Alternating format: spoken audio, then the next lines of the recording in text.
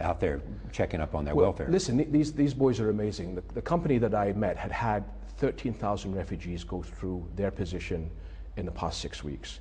That battalion has had 30,000 refugees go through that position, their battalion position in the past month and a half. And so the soldiers are sharing their bread and water with them, bringing in wounded men, women, and children. But what's going to happen to them? To the refugees? Well, the refugees are going into camps. The international community has been fantastic. The King of Spain called me several days ago. So did the King of Morocco. They're trying to provide assistance. We just got a message that the French are sending a military field hospital to help build the refugee camps. So the international community are responding tremendously to the northern border. I just met the Australian foreign minister, who's also moved to visit the northern border to help. Okay. If intervention is required, what's the red line? What would require outside forces to go into Syria to stop the violence? On the side? Well, again, unfortunately, I think it's the unforeseen. Going back to the Libyan issue, as I mentioned, it was the use of his air power. What we're talking about today, it's chemical. It's something that we haven't thought of. It's something that so shocks the international community that everybody says enough is enough. But we have not seen that yet.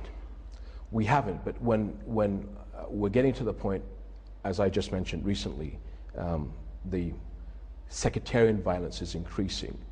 I fear that there may be a trigger point somewhere where it becomes a free-for-all. And that trigger point might be? I can't point that out, but it's getting nastier to the point that when it gets to the point where it looks like there is no longer control over Syria, then it's anybody's guess. And then I think everybody's trying to do the best of some really bad plans. And a lot of people have a vested interest in seeing it go one way or the other. Well, and the other problem is you've got Turks in the north, Arabs the south and east, and Israelis to the west. None of us who have been traditionally known to speak to each other with great confidence. Yes. So and a lot of us have agendas. And the Turks have a significant Alawite population. They have a larger Alawite population in Turkey than is actually in Syria. The Arab Spring.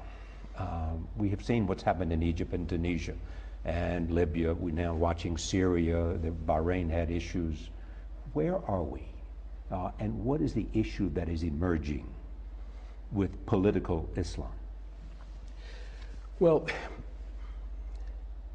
the Arab Spring, and again, you know, I hear this a lot in America. What should be the policy for Arab Spring? And that's, we've got to get away from using the Arab Spring, but because that's the word that's out there, we'll use it for now. Because Arab Spring means a different thing to every country. So you can't have a policy towards Arab Spring. The best way of me describing it in the vernacular that is maybe being understood now in the West is Arab Spring is going to go through cycles. Whatever happened at the beginning of this new phase of Arab life, this crossroads that we crossed, we will look back, whether it's 5 years, 10, 15 years from now, and say it's a good thing. And it will be a major turning point in history.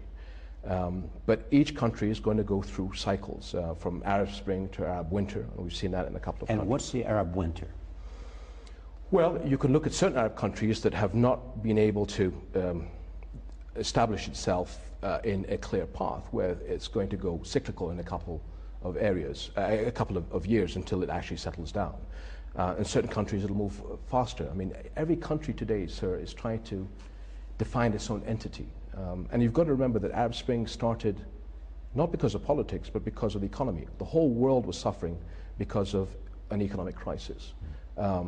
And I think, fortunately, it led to political and it was not religious. It was not against the West. It was not against Israel. It was about economic conditions. Exactly, which then moved to a political desire, and in certain areas hijacked by more organized political parties that were. Is that what happened in Egypt with the Muslim Brotherhood? Where it happened in Egypt, in Tunis, Morocco, and elsewhere, where the political parties that had been far more organized had the upper hand in moving on the political, in elections, because they were more organized, yes. So What will Islamic political parties, Muslim Brotherhood, the new president and the parliament, what will it mean for democracy? What will it mean for women? What will it mean for economic development?